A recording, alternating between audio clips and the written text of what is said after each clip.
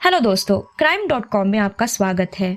24 सितंबर 2024 को शाहजहानाबाद में एक 5 साल की बच्ची अपने चाचा के फ्लैट से निकलने के बाद से लापता हो जाती है। उसकी दादी उसकी तलाश शुरू करती है, लेकिन जब वह कहीं नहीं मिलती तो पुलिस की मदद लेती है। पुलिस ने अपनी जांच के दौरान तकनीकी निगरानी और डॉग स्क्वाड का इस्तेमाल करती है और पुलिस को 5 साल की बच्ची का शव एक सफेद प्लास्टिक के पानी के टैंक में मिलती है। आइए जानते हैं क्या हुआ इस बच्चे के साथ।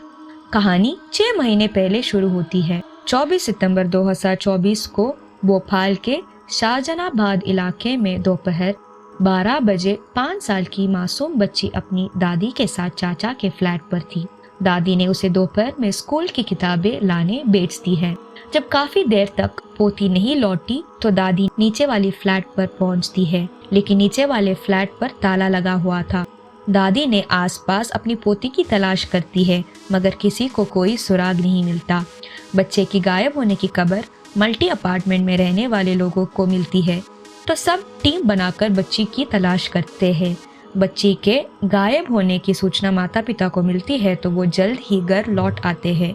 जब बच्ची का कहीं पता नहीं चलता तो बच्ची के माता पिता लोगों के साथ शाहजहानाबाद थाने में जाके बच्ची के अपहरण की शिकायत दर्ज कराते हैं। पुलिस को शिकायत मिलते ही जांच शुरू करते हैं। केस डायरी के मुताबिक बच्ची की तलाश के लिए 100 से अधिक पुलिस कर्मियों की टीम उतार दी जाती है। इसके अलावा डॉग स्क्वाड और ड्रोन की भी मदद ली जाती है। इन टीमों ने 1000 से अधिक फ्लैट्स एवं घरों में जांच पड़ताल की। इस दौरान बच्ची एक घर में जाती हुई दिखाई देती है और पुलिस इस घर की तलाशी लेती है। पुलिस जैसे ही घर में दाखिल होती है, वह घर में एक अजीब से बदबू आने लगती है। जब पुलिस ने बदबू आने की वजह पूछती तो चंचल नाम की लड़की ने पुलिस को मरा चूहा दिखा देती है और पुलिस को गुमराह करने की कोशिश करती है। मरा हुआ चूहा फेंकने के बाद भी लगातार बदबू आती।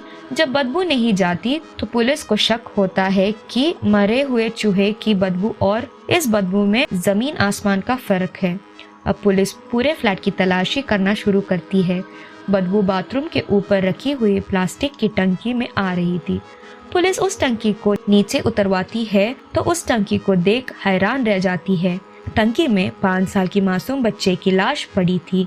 बच्चे की लाश को ढकने के लिए ऊपर से कपड़े और जूते चप्पल डाल रखे थे। पुलिस ने टंकी सहित मासूम के शव को पोस्टमार्टम के लिए all India institute of medical science AIIMS पहुंचाता है।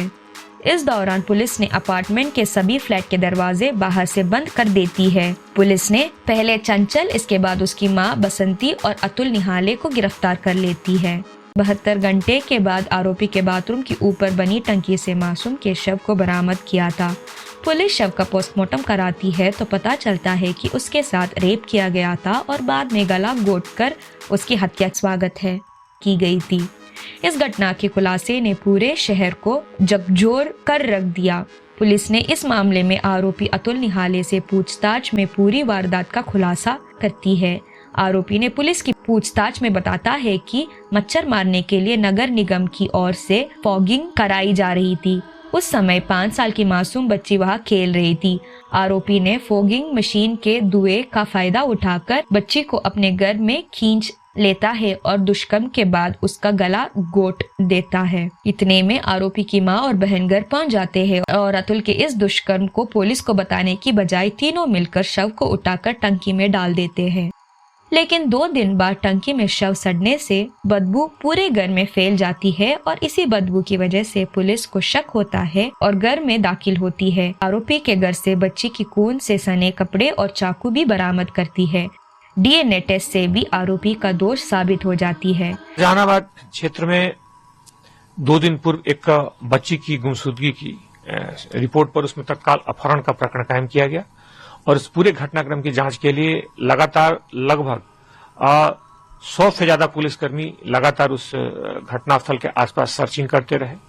उसमें पुलिस ने लगातार प्रयास किया। उस पूरे घटनाक्रम में आज उस सर्चिंग में पुलिस को सफलता मिली, जिसमें कि ज्ञात हुआ कि उस व्यक्ति के निवास स्थल के सामने ही एक जगह छुपा करके एक युवक के द्वारा उसको हत्या करके छुपा दिया गया था। उस पूरे घटनाक्रम में पुलिस ने न सिर्फ उस को बरामद किया बल्कि उसमें शामिल अन्य दो आरोपी हैं उनको भी पुलिस ने पहचान किया और तीनों आरोपियों को लगभग 1 घंटा के अंदर इस मामले के खुलासा होने के, इसकी प्रकृति के खुलासा होने के 1 घंटे के अंदर उन्हें गिरफ्तार कर लिया गया है। इस पूरे मामले में जांच के लिए एक एसआईटी की टीम एडिशनल डीसीपी के नेतृत्व में गठित की गई है।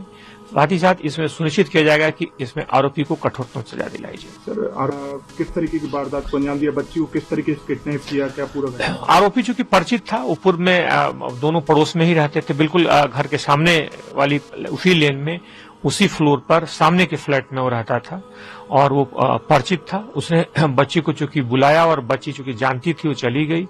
इस दौरान उसने ये घटना कारित की और इस पूरे घटनाक्रम को बहुत ही गंभीरता से लिया गया। रेप भी किया गया निशान तौर पर? प्रथम दृष्टया ऐसा संदेह है कि इसमें घटना हुई है और फिर उसने हत्या कर दी। 2 अन्य आरोपी कौन है? इसमें 2 अन्य लोगों को, उसकी मां और बहन को इसमें इस बात के लिए आरोपी बनाया गया है कि उन्होंने घटना में साक्ष्य को छुपाने में भूमिका निभाई। घटना के बारे में अगर किसी को ज्ञात हो तो पुलिस को सूचना देनी चाहिए। अगर किसी भी तरीके से व्यक्ति इस तरह के गंभीरतम अपराध में किसी भी स्तर पर सहभागी हो या घटना को ढकने में, छुपाने में, साक्ष्यों को छुपाने में खासतौर पर अगर मदद करता है तो वो भी बराबर का भागीदार होता है। स्पेशल जस्टिस कुमुदिनी पाटिल ने कहा कि ये मामला दुर्लभतम मामलों की श्रेणी में आता है। उन्होंने कहा कि अगर बच्चों को ऐसा समाज नहीं दे सकते हैं जहां वे सुरक्षित महसूस करें तो सभ्य समाज की कल्पना करना मुश्किल है। जज ने यह भी कहा कि अगर मृत्युदंड से भी कोई बड़ी सजा होती तो अभियुक्त उसका पात्र होता। अदालत ने 18 मार्च 2025 को अपना फैसला सुनाया। अदालत ने कहा कि अतुल एक क्रूर, निर्मम और पाशविक व्यक्ति है। मामले की सुनवाई करते हुए विशेष न्यायाधीश कुमुदिनी पाटिल ने मामले रेयर टू रेरेस्ट करार देते हुए 5 साल की बच्ची से रेप के मामले में दोषी अतुल निहार को ट्रिपल फांसी की सजा सुनाती है। इसके अलावा उसे 2 धाराओं में उम्र कैद और 2 धाराओं में 7-7 साल की सजा देती है। कोर्ट ने कहा कि अतुल ने बच्ची के प्राइवेट पार्ट पर चाकू से वार किए और विरोध करने पर उसके शरीर के अन्य अंगों पर भी चाकू मारे।